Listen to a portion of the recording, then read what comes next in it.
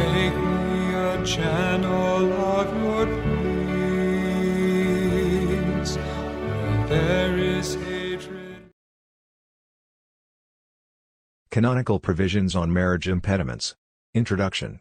Well aware of the sacrosanct nature of marriage, as a wise institution of the Creator to accomplish, in mankind His design of love, and recognizing its important bearing on the well-being of the family and the human society at large, the Church, while upholding the natural right of everyone to get married, Canon 1058, nevertheless restricts this freedom in certain circumstances, both in the interest of those concerned and of the common good. We shall be treating these restrictions of the right to marry, technically called impediments. More closely, yes, though everyone enjoys the natural right to marry, this right is not absolute, but relative, upon the fulfillment of the required conditions. Lecture 2. Canonical Provisions of Marriage Impediments. Lecturer, Reverend Father David Maria Dunsi. Module, Theology and Canon Law of Marriage. Date, May 2023. Canonical Provisions on Marriage Impediments.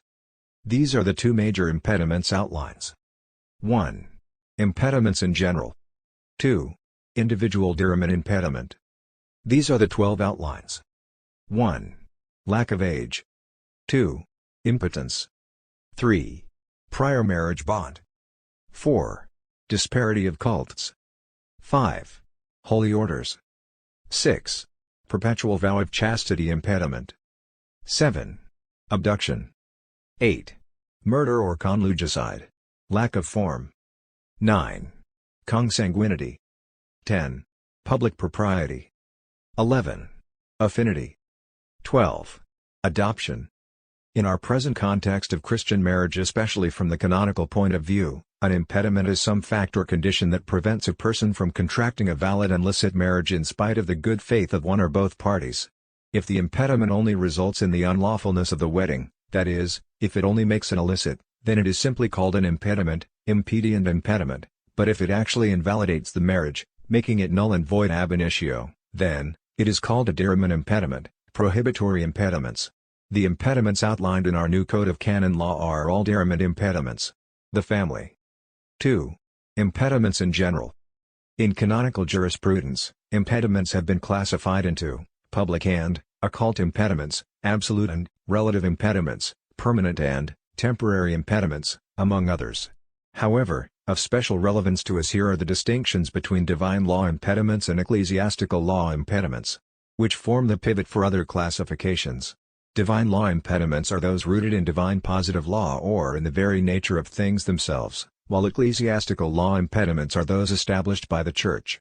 3 points are to be noted in this classifications. A. Divine law impediments bind all men and women, whether they are Catholics or not, while ecclesiastical law impediments bind only Catholics. They bind the non-Catholic only indirectly who wishes to marry an impeded Catholic. B. While ecclesiastical law impediments are, in principle, subject to dispensation by the competent authorities, the divine law impediments cannot be dispensed of by any human power. E. While respecting the various civil and cultural regulations on marriage, any impediment that is contrary to the divine law is disregarded by the Church and consequently is not recognized by canon law. The divine law impediments are impotence, prior marriage bond, and consanguinity in all degrees of the direct line and at least in the second degree of the collateral line. The rest are all ecclesiastical law impediments. The new Code of Canon Law, CIC, outlines 12 impediments, having suppressed that of spiritual relationship arising from the baptism in the 1917 Code. Before we begin the individual treatment of the impediments, we commend the Church's high esteem for the natural institution of marriage, as a fundamental human right which, therefore, should not be unduly restricted. Hence, the canon law abrogates all other existing impediments to marriage outside those specifically outlined in the Code and maintains that only the supreme authority of the Church has the right and power to establish other impediments for the baptized. Can. 1076, 1075 Part 2. What's more, it categorically states that prohibitory canons are to be strictly interpreted. Thus, without prejudice to Canons 26 and 27, sentiments and customs aside, marriage impediments are to be strictly and not broadly interpreted so as not to unduly restrict the individual's natural right to marry, and where doubts arise, marriage enjoys the favor of the law such that the person's right to marry overrides the impediments. Canon 1060. 3. The individual diramen impediments. 1. A man cannot validly enter marriage before the completion of his 16th year of age, nor a woman before the completion of her 14th year. 2. The Bishops' Conference may establish a higher age for the lawful celebration of marriage. 3.1. Lack of age, Can. 1083. This canon sets a minimum age below which a man and a woman cannot validly contract marriage. For the man, the minimum age is 16 years, while for the woman, it is 14. Note that the canon does not say in their 16th and 14th years respectively, but at the completion of the said ages. Now, in canon law, a day is reckoned as a space of continuous 24 hours beginning from midnight, that is, 12 a.m. to 11:59 p.m. A week is a space of 7 full days, a month is 30 full days and a year is 365 full days. Canon 202 paragraph 1. Following the provisions of Canon 203 paragraph 1, that the first day is not to be counted in the total unless its beginning coincides with the beginning of the day. The implication of this reckoning of time is that for a man who, for instance, was born on June 25, 1980, the earliest day he can validly get married is June 26, 1996, otherwise, he has not met the required canonical age. The same applies to, mutatis mutandis, to the woman. If this minimum age appears too low for some people in some parts of the world, it is not in others. In any case, the canon shows the Church's esteem for marriage as a fundamental human right of every person. Moreover, it allows the Bishops' Conference to set a higher, and not a lower, age. This is in line with Canon 1072, which urges pastors of souls to dissuade young people from entering marriage before the age customarily accepted in the region. In our own country, Sections 8, 19, and 20 of the Marriage Act put the marriageable age for either party at 21, otherwise, parental consent must be produced in written form. A higher age that the Bishops' Conference might set, however, will only be for the lawful and not for the valid celebration of marriage. At the same time, this is not a license to go on celebrating illicit marriages. Rather, the pastor of souls should hearken to the strong words of Canon 1066, which states, "Before a marriage takes place, it must be established that nothing stands in the way of its valid and lawful celebration." On this note, let it be said that the emphasis of Canon 1083 on marriageable age is only on the required physiological maturity for marriage. Other aspects of human maturity like psycho-emotional and spiritual maturity are dealt with in Canon 1095 under matrimonial consent. Note that Canon 18, laws which prescribe a penalty or restrict the free exercise of rights, or contain an exception to the law, are to be interpreted strictly. 3.2. Impotence, Canon 1084. 1. By reason of its very nature, marriage is invalidated by antecedent and perpetual impotence, to have sexual intercourse, whether on the part of the man or that of the woman, whether absolute or relative. 3. Without prejudice to the provisions of Canon 1098, sterility, neither forbids nor invalidates a marriage. Impotence is the inability of a man or woman to perform a complete act of sexual intercourse, in a human manner. It is an invalidating impediment to marriage, and the canon states that this is so by the very nature of marriage itself. It thus invokes Canon 1055, which has it that marriage is naturally ordered to the good of the spouses, and the procreation and upbringing of children. This impediment, therefore, going by the distinctions given above, is of divine law and is not subject to dispensation. For a man to be potent, a. He must have a penis, b. He must be capable of maintaining an erection to penetrate the vagina, and e. He must be able to ejaculate therein. For a woman to be patent, a. She must have a vagina, b. She must be capable of receiving an erected penis therein. When any of these conditions is lacking, the person is said to be impotent. It is enough that one of the contracting parties is impotent for the marriage to be invalid. Further, the canon stipulates the kind of impotence that invalidates a marriage. It must be antecedent, and perpetual. Canonists distinguish between organic and functional impotence, on the one hand, and absolute and relative impotence, on the other hand. Organic impotence results from the absence, malfunctioning, or underdevelopment of the sexual organ that thereby renders complete sexual intercourse impossible. Functional impotence results from some psychological condition that makes the person unable to perform the sexual act. Absolute impotence prevents the person from having sexual intercourse with any and every partner, while relative impotence prevents him/her from having sexual intercourse with some particular partners. The antecedents and perpetuity referred to in the canon apply to all kinds of impotence distinguished above. That it is antecedent means that the impotence in whatever form is before and up to the time of the exchange of the matrimonial consent. That it be perpetual means that the impotence is incurable by licit and ordinary means. Finally, from the third paragraph of Canon 1084, we see that sterility, which is the inability to generate offspring, does not invalidate the marriage. This is so because, in matrimonial consent, the spouses exchange the right to perform sexual intercourse act for the generation of offspring, not the right to have children, which to some extent, is not within their power. This provision of the canon flows from the sterility clause of Gaudium et Spes No. 50, but marriage is not merely for the generation of children, even in cases where, despite the intense desire of the spouses, there are no children. Marriage still retains its character of being a whole manner and communion of life, and preserves its value and indissolubility. However, sterility can still invalidate a marriage, not as a deriment, impediment, but as a defect of consent under deceit. Canon 1098, if a spouse willfully conceals it from his or her partner. 3.3. Prior marriage bond, Canon 1085. 1. A person obliged by the bond of a previous marriage, even if not consummated, invalidly attempts marriage. 2. Even though the previous marriage is invalid, or for any reason dissolved, it is not thereby lawful to contract another marriage, before the guilty, or dissolution of the previous one, has been established lawfully and with certainty. This is another impediment of divine law, based on the essential properties of marriage, namely, unity and indissolubility. Can. 1056. The provision of this canon is that, the previous marriage has to be valid, to invalidate the present marriage, whether it has been consummated or not. But here, great care has to be taken both for pastoral reasons, especially because of the interest of third parties, and the reputation of the Church that is at stake, and for canonical reasons as well. This is because the Church recognizes as valid the traditional marriage, and civil marriage, along the unbaptized and baptized non-Catholics. So, if an unbaptized man, who has a valid marriage bond, with a baptized no-Catholic woman gets baptized, in the Catholic Church, and wants to have a sacramental marriage, with another fellow baptized Catholic, the previous marriage has to be lawfully, and certainly dissolved by the appropriate authority, before he can contract a new marriage.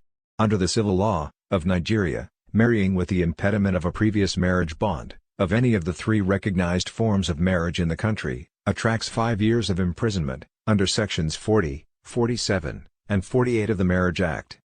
To make things clearer, therefore, let us note the following. A. The Church celebrates these kinds of marriages: sacramental marriage of two baptized Catholics, mixed marriage of a baptized Catholic and a baptized non-Catholic, and disparate marriage of a baptized Catholic and a non-baptized person. B. When two unbaptized persons marry traditionally, they have a valid natural marriage bond. C. When two baptized non-Catholics marry in their church, they contract a valid sacramental marriage. D. The marriage of a baptized person and a non-baptized person is a non-sacramental marriage, since sacramentality cannot be attached to one of the parties and not to the other.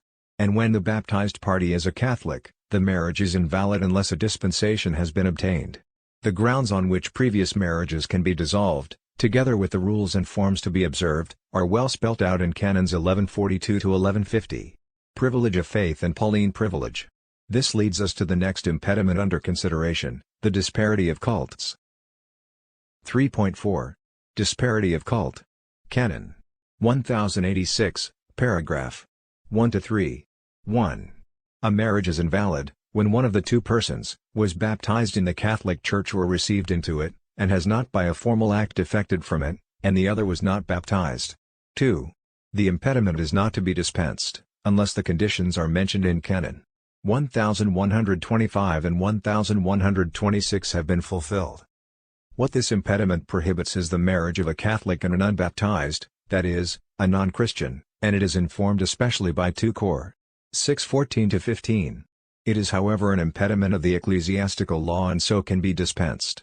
In this impediment and its relaxation clauses, we see the canon balancing freedom of religion recognized by civil law and canon law, and the unicity and supremacy of the Catholic faith which must be upheld and defended.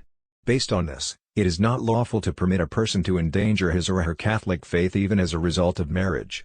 The Church even dissolves a legitimate marriage bond in favor of the faith of the Catholic party, supporting what was said earlier, Lecture 1, that marriage is not an absolute but relative value. In this canon also, the principle of simul Catholicus, semper Catholicus, once a Catholic, always a Catholic, is operative with 2 extended arms, to safeguard the Catholic faith of the Catholic party, and to welcome a lapsed and repentant Catholic party to the fold who wants to get married as far as he or she has not defected from the Catholic faith by a formal act. Worthy of note is that the impediment of this canon is marriage with a non-Christian, disparity of cult, and not marriage with a non-Catholic, mixed marriage. Thus, mixed marriage is not a diramen impediment, requiring dispensation, but may only be an impedient impediment, requiring permission. Having said this, we must be clear on what constitutes a valid baptism, recognized by the Church. A valid baptism is administered with the right matter, that is, ordinary water either by immersion, or by pouring, canon 854, and the right form, which is the use of the Trinitarian formula I baptize you in the name of the Father and of the Son and of the Holy Spirit, Matthew 28:19. When any of the right matter and form is lacking, the baptism is invalid, and such a person is not considered Christian, by the Church. Now, certain ecclesial bodies do not use the Trinitarian formula for baptism, and so the marriage of a Catholic and a member of such an ecclesial body is a disparity of cult marriage, requiring dispensation for validity. In the Nigeria context, the baptism of the following groups of churches is not recognized by the Catholic Church: Pentecostal churches, African independent churches, and Ikwa churches. She recognizes the baptism of the Protestant churches, like Anglican, Lutherans, Methodist, Baptist, Presbyterian, and African churches who use the Trinitarian formula. The conditions to be fulfilled before the impediment of disparity of cult can be dispensed are the following: a. The declaration and premise of the Catholic party that he or she is prepared to remove dangers of defecting from the faith, and will do all in his, or her, power to have all the children baptized and brought up in the Catholic Church. B. The non-Catholic partner is to be informed at an appropriate time about this promise. C. Both partners should undergo the premarital preparation course, where they are to be instructed on Christian marriage. Canon 1126 leaves the manner in which the above promise and declaration are to be made to the Bishops' Conference. Interestingly, the CBCN has come out with the following legislation on the disparity of cult marriages, which also applies to mixed marriages. The Catholic party is to make the declaration and promise required by Canons 1125 and 1086, paragraph 2, in writing, in the presence of the parish priest, or his representative, and of the non-Catholic party, and at least a parent, or a very close relation of both the Catholic and non-Catholic parties. The declaration and promise are to be read out by the Catholic, with his, or her, hand on the Bible. The parish priest, or his representative, together with the non-Catholic party, and the parents, or close relatives mentioned above, are to sign as witnesses, after the document signed by the Catholic party has been clearly explained to them. 3. The declaration and the promise can be done according to the following format. The undersigned Catholic, wishing to contract marriage with an unbaptized person, do hereby declare that I am prepared to remove all dangers of defecting from my Catholic faith, and also sincerely promise to do all in my power to have all the children born of this marriage baptized and brought up in the Catholic Church. So help me God, with the Holy Gospel which I touch with my hands. 3.5. Holy Orders. Canon 1087. Those in holy orders are bishops, priests and deacons, and it is not difficult to see why it is an impediment to marriage, since they have vowed themselves to a life of celibacy, for the sake of the kingdom of God. Confirmatu. Chapter 19 10-12. It binds also a married deacon, who may want to get married, after the death of his spouse. And, though it is an impediment of ecclesiastical law, and subject to dispensation, such dispensation is rarely given. What more, it is reserved only to the Holy See, and lastly, bishops are never dispensed from this impediment. The impediment arises only from valid ordination. So, if for instance, by some oversight, or other faults, on the part of those concerned, a young man was ordained a priest without dispensation at the age of 23 or 24, and after several years in the priesthood, he wants to get married, he could file a case for the invalidity of his ordination, due to lack of age, since Canon 1031 paragraph 1, puts the minimum age for valid priestly ordination at 25, and so get married validly, once this is established. This however does not invalidate the efficacy of the sacraments he had celebrated. Baptisms, confessions, confirmations, masses, etc. The principle applicable here is that of Ecclesia Suppler, the Church supplies. According to Canon 144,16. 3.6. Perpetual religious vow of chastity. Canon 1088. Those who are bound by a public perpetual vow of chastity in a religious institute invalidly attempt marriage. The impediment binds perpetually professed men and women in religious institutes, be it of pontifical right or of diocesan right. When any of these attempts marriage, he or she is, ipso facto, dismissed from the religious institute. Can. 694 paragraph 1 number 2. Not bound by this impediment are members of the secular institutes, or societies of apostolic life, as well as religious men and women in temporal vows. A vow, according to Canon 1191 paragraph 1, is a deliberate and free promise made to God concerning a possible and better good and which must be fulfilled by reason of the virtue of religion. A vow is public if a legitimate superior receives it in the name of the Church, it is perpetual if the person intends to be bound by it for the rest of his or her life, otherwise, it is temporal. Like the priest's celibacy which is issued every year, the simple vows of sisters and brothers in religious institutes last for a year, after which it is renewed annually. So, if for instance, a sister's simple vow expires and for some reason, she is denied renewal or has been delayed, she is not bound by these impediments in case she wishes to leave and get married. Abduction, Canon 1089. No marriage can exist between a man and a woman who has been abducted, or at least detained, with a view to contracting a marriage with her, unless the woman after she has been separated from her abductor, and established in a safe and free place, chooses marriage of her own accord. The impediment goes by the name of abduction, though it applies to both abduction and detention. The difference in the two terms lies in movement, since in abduction the woman is violently taken away to another place against her will, and in detention, she is confined to a place and not taken away. The common denominator of the two terms is the resultant tack of safety and denial of freedom for the woman. The violence involved in the abduction or detention can be either physical, use of force, or moral, for example threat to harm the woman's family or reputation, and it can be inflicted either by the abductor himself or by some others acting as his agents. The impediment applies only to a man who abducts or detains a woman for the purpose of marrying her, it does not apply to a woman. If, in any way, a woman abducts a man, then, the marriage would be invalid not as a result of any impediment but as a result of a defect of consent on the ground of force or fear 1103. Finally, the abduction must be for the purpose of marrying the woman. If it is for other reasons, say for financial extortion, or sexual abuse, the impediment does not hold. 3.8. Murder, or conjugicide. Canon 1090. 1. One who with a view to entering marriage with a particular person, has killed the person's spouse, or his or her own spouse, invalidly attempts this marriage. 2. They also invalidly attempt marriage with each other who, by mutual physical or moral action, has brought about the death of either spouse. With sound moral judgment, this impediment is both understandable and reasonable. In the first place, a murderer, for the sake of marriage should be punished, and not rewarded, with that marriage. Again, partners in murder, should not be allowed, to be partners in marriage. It is simply right and just, then, for the Church, to condemn this grossly immoral conduct, by establishing it as a marriage impediment. Hence, it is an impediment whose dispensation, is reserved only to the Apostolic See. Canon 1078, paragraph 2, number 1. That said, the impediment holds under three strict conditions. Firstly, the actual murder must be committed. Secondly, it must be for the purpose of getting married, to a particular indefinite person, not just to be free to remarry in general, it could be committed by the person or persons, or some others acting as their agents. And thirdly, as this is an impediment, of ecclesiastical law, if a non-Catholic, commits murder, in order to marry a baptized Catholic, the impediment does not apply.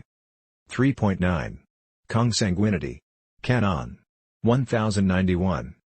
1. Marriage is invalid between those related by consanguinity in all degrees of the direct line, whether ascending or descending, legitimate or natural. 2. In the collateral line, it is invalid up to the fourth degree inclusive. 3. The impediment of consanguinity is not to be multiplied. 4. A marriage is never to be permitted if doubt exists as to whether the parties are related by consanguinity, in any degree of the direct line, or in the second degree of the collateral line. Consanguinity is a family relationship by blood, as distinguished from a family relationship by marriage. This is called affinity. The Church uses the terms lines and degrees to determine consanguinity, and by extension, affinity. While the line is the series of related persons and is reckoned, black circle, in the direct, vertical, and collateral, horizontal, directions, the degree points to the distance between the related persons. Hence, the canon law states, in the direct line there are as many degrees as there are generations, that is, as there are persons, not counting the common ancestor. In the collateral line, there are as many degrees as there are persons in both lines together, not counting the common. Norms, Ancestor, Can. 108, Part 2 and 3. The example below with its explanation clarifies the above canonical. Let's look at these illustrations. For example, Adunsi, Ibukun, F. Tola, M. Segun, M. Funmi, F. Tunda, M. Said, F. John and Mary, Philip and Martha, Peter and Rachel, John Bull and Joy.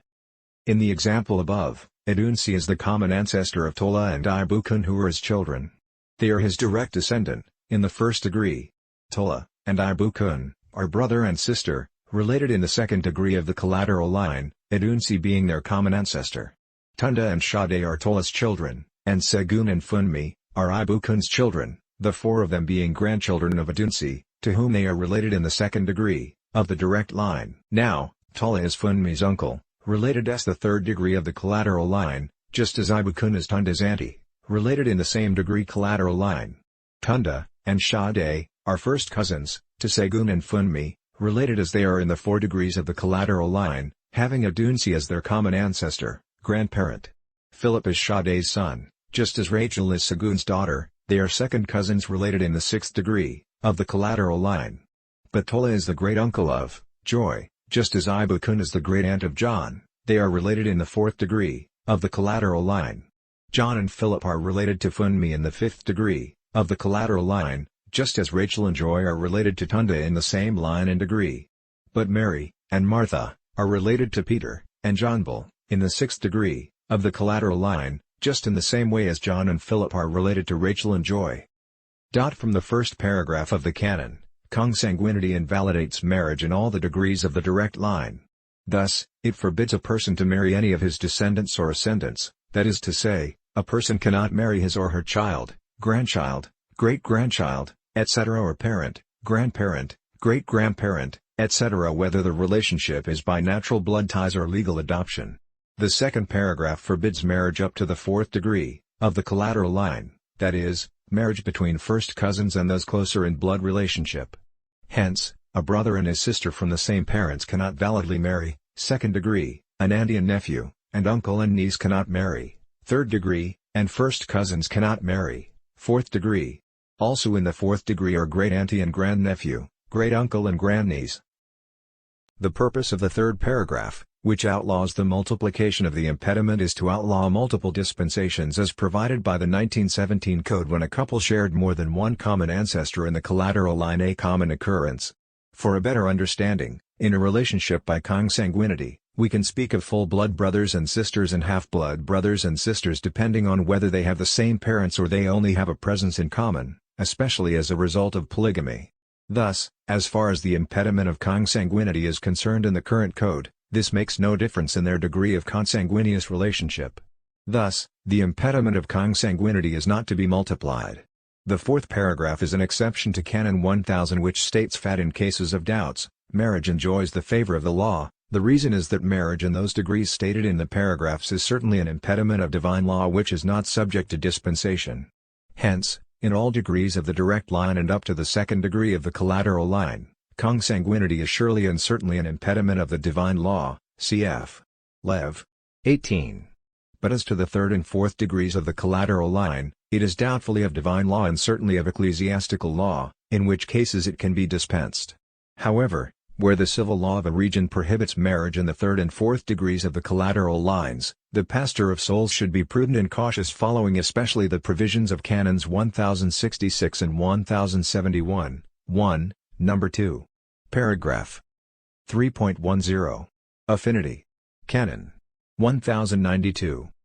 Affinity in any degree of the direct line invalidates marriage. As an impediment of ecclesiastical law, Affinity arises from a valid marriage, even if not consummated, and it exists between the man and the blood relations of the woman, and likewise between the woman and the blood relations of the man. Canon 109 paragraph 1. It does not arise between the blood relations of the man and those of the woman. Then, like consanguinity, it is reckoned in such a way that the blood relations of the man are related by affinity to the woman in the same line and in the same degree, and vice versa. Canon 109 paragraph 2. Thus, a man is related to his wife's mother in the first degree of the direct line and a woman is related to her husband's brother in the second degree of the collateral line. From the provisions of this canon, let us note the following. A man cannot validly marry his dead wife's mother or dead wife's daughter by a previous marriage. B. A woman cannot validly marry her dead husband's father or her dead husband's son by a previous marriage. C. Man's brother or sister can marry his wife's sister or brother, and vice versa. D. The impediment holds even when a marriage is dissolved, say by the privilege of faith, but the impediment is not incurred if a marriage is declared null and void ab initio. Needless to say that as an impediment of ecclesiastical law, it be dispensed in any degree of the direct line, but if the civil law of the region forbids such marriages, the church in that locality obliges. Public propriety. Canon 1093. The impediment of public propriety arises when a couple live together after an invalid marriage, or from a notorious, or public concubinage. It invalidates marriage in the first degree of the direct line between the man and those related by consanguinity to the woman, and vice versa. What gives rise to this impediment is an invalid marital union or concubinage once the couple begins to live together. It means that the man in such a union cannot marry the mother or daughter of his lover from a previous marriage, and the woman cannot marry the father or son of her lover from a previous marriage. To be further clarified in this impediment is what constitutes valid and invalid marriages. A. Between two baptized Catholics, sacramental marriage is valid but civil marriage or traditional marriage alone is not valid. B. Between a baptized Catholic and a baptized non-Catholic, sacramental marriage is valid but civil marriage or traditional marriage alone is not valid. E. Between two baptized non-Catholics, civil marriage or traditional marriage could be valid according to the provisions of their church. S. D. Between a baptized Catholic and an unbaptized person, civil marriage or traditional marriage is not valid, but a disparate marriage is valid with dispensation. E. Between two unbaptized persons, civil marriage or traditional marriage is valid. In any case, for the impediment to arise from concubinage, it must be notorious or public, that is, well known to the community. And, even if the invalid marriage or concubinage has been dissolved, the impediment still exists and must be dispensed. The impediment seeks to avoid scandal, and protect public decency and the integrity of the church, though no blood relationship exists between those the impediment forbids marriage. 3.12. Adoption. Canon 1094. Those who are legally related by reason of adoption cannot validly marry each other if their relationship is in the direct line or in the second degree of the collateral line. This impediment forbids marriage, in the direct line between the adopted and any of his/her legal parents, grandparents, great-grandparents, etc., and in the second degree of the collateral line, forbids marriage only between the adopted and any of the biological children of his/her legal parents and another adopted child of his/her legal parents. The reason for this impediment is given in Canon 110 as follows: children who have been adopted in accordance with the civil law are considered the children of that person or those persons who have adopted them. Having said that, we recognize this as another area where the church and state alliance in marriage is intense, for here, the church entirely relies on civil law to determine what counts for legal adoption in every region. Hence, if the civil law recognizes the adoption as legal, the canonical impediment stands; otherwise, there is no impediment. From this impediment, therefore, let us carefully note the following. A. Regardless of whether or not the civil law of the region upholds the impediment of adoption, the canonical impediment stands. B. However, if the state does not have provision for legal adoption at all, which is very rare, then, this canonical impediment does not apply in such a region. C. Although this impediment can be dispensed, a canonical dispensation does not suffice for a civil marriage, just as a civil dispensation does not suffice for a church marriage. The dispensation must be obtained from both church and state. D. Finally, the new Code of Canon Law of the Eastern Churches has suppressed this impediment, just as our new Code of Canon Law has suppressed the impediment of spiritual relationship that arises from baptism, which the Eastern Churches still uphold. Conclusion. In conclusion, having treated all the canonical impediments to marriage, We must firmly state that outside what has been stated, no one apart from the supreme authority in the Church, has the power to establish any other marriage impediment. Canon 1075 paragraph 2. This is especially applicable in various cultural settings, whose marriage customs and practices are sometimes not in line with canonical provisions. We earlier noted that in marriage matters, the Church and State have many things in common. In Nigeria, the Matrimonial Causes Act states the grounds for the annulment of void marriages as follows. Either of the parties is at the time of the marriage already married to someone else. The parties are within the prohibited degree of consanguinity and affinity subject to Section 4 of the Act. The marriage is not valid due to failure to comply with the formalities laid down under the law of the place where the marriage has been celebrated. The consent of either party is not real consent because it was obtained by duress or fraud. That party was mistaken as to the nature of the ceremony, or as to the identity of the other party. That party is mentally incapable of understanding the nature of the marriage contract. Either of the parties was not of marriageable age. Broadly contained in the above Nigerian Matrimonial Act are also all the three canonical factors that can invalidate a marriage: impediments, lack of form, and defect of consent.